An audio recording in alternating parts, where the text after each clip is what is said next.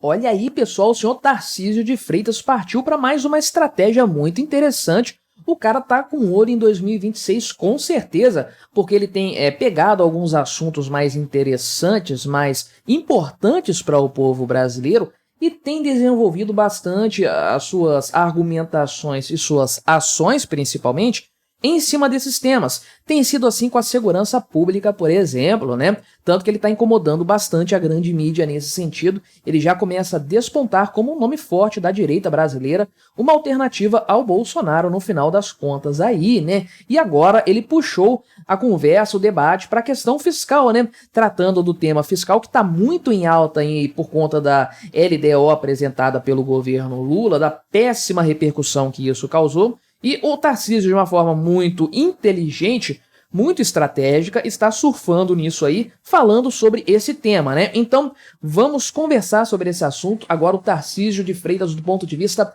econômico fiscal. Mas antes, não se esqueça, deixe o seu like, o seu comentário neste vídeo, se inscreva no meu canal se você ainda não for inscrito, considere se tornar membro patrocinador do meu trabalho, com valores a partir de R$ 1,99 por mês, você me ajuda bastante dessa forma, pode ter certeza disso, né? Então, é importante frisar aqui, fazer uma parte, um preâmbulo, né, antes de eu entrar nesse tema aqui, que é o seguinte: eu não estou falando que o Tarcísio de Freitas é uma boa opção, uma boa alternativa, um bom substituto para o Bolsonaro, nem nada disso. O que eu estou falando é que, se ele quer ser uma alternativa ao Bolsonaro, se ele pensa realmente em ser um presidente da República com uma pauta de direita, mais conservadora, mais voltada para esse nicho muito grande da população brasileira, aliás, a maioria da população, se esse é o sonho dele, de fato o objetivo dele, ele está fazendo as coisas da forma correta, ele está caminhando da forma certa, né? Então não estou falando nem que ele é bom ou é ruim, estou falando que ele está sendo bastante estratégico e eu vivo dizendo aqui no canal o quanto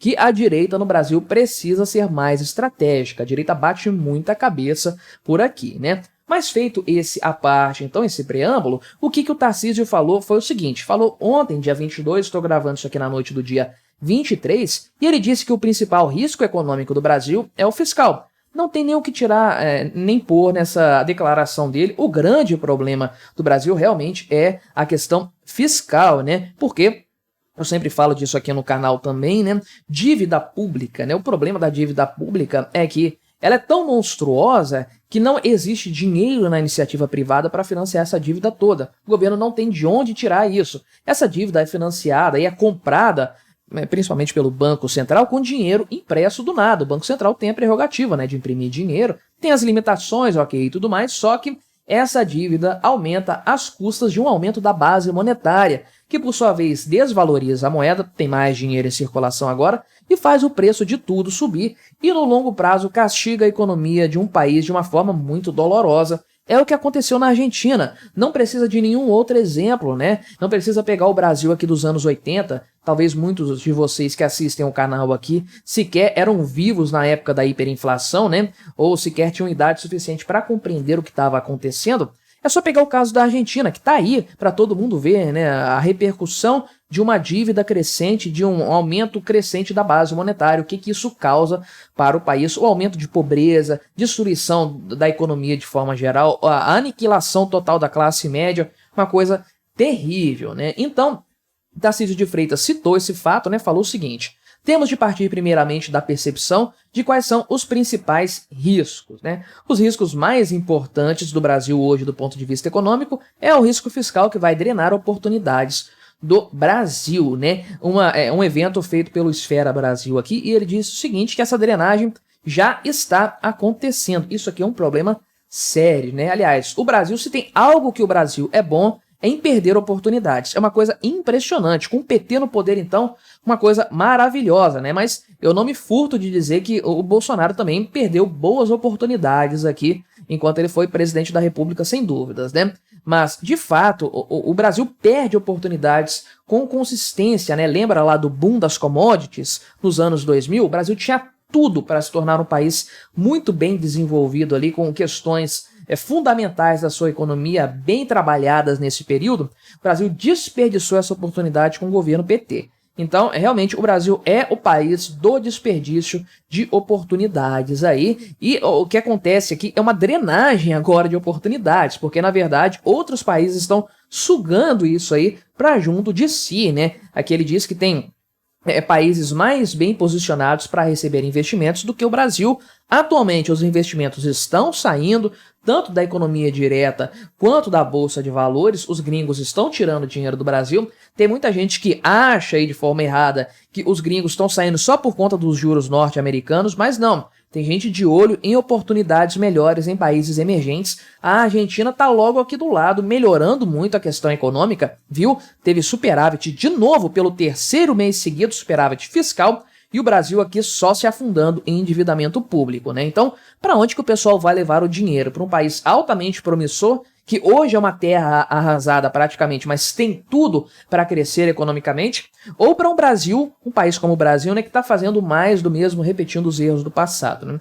Nem chega a ser constrangedor fazer esse tipo de comparação, e o Tarcísio falou então que o Brasil está perdendo o bonde econômico aí e tudo mais, né? E aí ele bateu no ponto de que o governo federal tem que ser mais disciplinado e que cortar despesas é a prioridade zero, ou seja, é o primeiro assunto que tem que ser tratado, coisa que o Lula e o Fernando Haddad não têm feito, obviamente, porque a prioridade zero deles aqui é justamente a questão do aumento das receitas, né? Cobrar mais impostos e aí partir sempre para esse ponto, para a coluna das receitas e não das despesas. Novamente, comparando com a Argentina, nem dá para comparar, mas enfim, fazendo o oposto do que tem sido feito pelo Javier Milei na Argentina, porque ele está cortando tudo o que é possível cortar em matéria de gastos, fazendo um verdadeiro escarcéu na máquina pública lá. O pessoal está revoltadaço com ele, mas o resultado já apareceu. Se você corta gastos, inevitavelmente você vai ter um resultado fiscal melhor, talvez até um resultado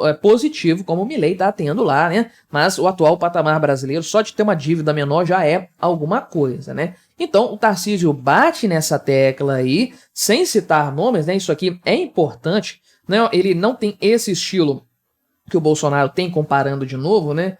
De puxar mais uma coisa para bater num determinado personagem e tudo mais assim. Ele tem um discurso mais ponderado, vamos colocar assim, um discurso mais ameno, mas para quem é bom entendedor, dá para saber exatamente de quem que ele está falando e sobre o que ele está falando aí, né? E ele diz o seguinte, que essa percepção de uma inflação mais alta nos Estados Unidos, todo mundo está apostando suas fichas nisso, e bem provavelmente a taxa de juros vai se manter alta por lá também. Isso vai drenar recursos, né? Naquela história do dólar milkshake. Então, vai drenar recursos para os Estados Unidos, vai elevar o preço do dólar, vai fazer cair o preço do real mais uma vez. Isso complica a situação brasileira e isso exige que o Brasil tenha uma questão fiscal, um arranjo fiscal mais sólido. Por quê, né? Se a taxa de juros lá está muito alta, o Brasil vai ter que manter a taxa de juros alta aqui também. Não dá para competir com uma Selic baixa, sendo que a taxa básica lá dos Estados Unidos está acima de 5% hoje, né? Realmente não dá para competir nesse cenário.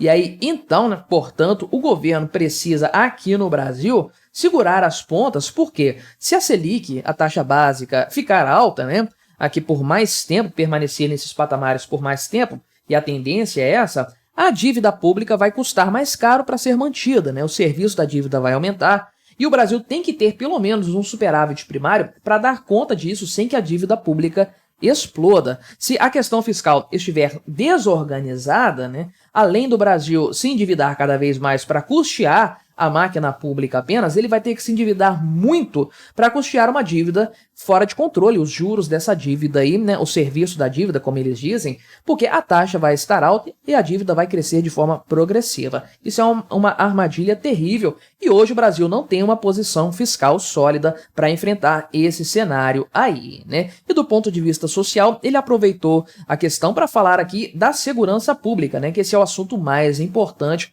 do ponto de vista social. Então veja que o Tarcísio hoje está trabalhando com dois parâmetros, eu percebo assim depois dessa entrevista aqui. Eu nunca tinha visto ele falando diretamente alguma coisa do ponto de vista macro, né, na área econômica, pensando já como presidente do Brasil, discursando isso aqui é meu discurso de candidato à presidência da República, né? Não está falando do estado dele aqui, está falando do Brasil de forma geral. Mas então, ele está se baseando agora, né, a gente pode ver, em dois pilares, né, o seu discurso. O primeiro, o da segurança pública, e o segundo, o da questão fiscal, que dialoga diretamente com a inflação, com o aumento de preços, né? Então, se você olhar a pesquisa do IPEC, por exemplo, você vai ver que as áreas em que o governo mais foi criticado pelo povo, né, tem a saúde, né, que foi muito criticada e tudo mais, mas principalmente segurança pública e a questão da inflação, a questão econômica, né, os dois principais pontos fracos do governo Lula. E pesquisas anteriores também apontavam para esses dois fatores como sendo os mais importantes para o povo brasileiro, a segurança pública e a economia, a inflação de forma mais específica. Então veja que o Tarcísio está se aproveitando dessa deixa, dessa oportunidade, se aproveitando do fato de que esse assunto está em alta para mostrar o posicionamento dele e dizer que ele é exatamente o oposto do atual governo aí, que corte de gastos, né, cortar despesas é a prioridade zero.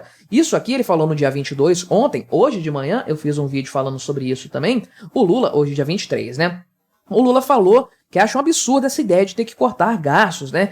Tudo que o pessoal fala é corte de gastos. Então veja que o Tarcísio está automaticamente se posicionando como um cara anti-Lula, anti-PT do ponto de vista econômico, assim como ele fez em matéria de segurança pública. Enquanto o outro lado tem um diálogo cabuloso com determinada facção criminosa, o Tarcísio está mandando um monte de gente dessa facção para a vala, em São Paulo, né? A polícia militar ali em São Paulo e tudo mais. Ou seja, o cara está agindo de forma estratégica, sem ficar falando o nome, criando polêmica nem nada, opinando do ponto de vista técnico, teórico, mas para quem é bom entendedor, meia palavra basta, não é? Então todo mundo sabe qual a comparação que está sendo feita aqui e todo mundo consegue já vislumbrar esse cenário. E se tivermos aí uma disputa entre Tarcísio e Lula lá na frente, ou qualquer outra pessoa da esquerda, né? Tarcísio vencendo essas eleições, para qual lado que ele vai pender, né? Do diálogo cabuloso? Provavelmente não, ele não está fazendo isso em São Paulo. Para o lado da gastança, do gasto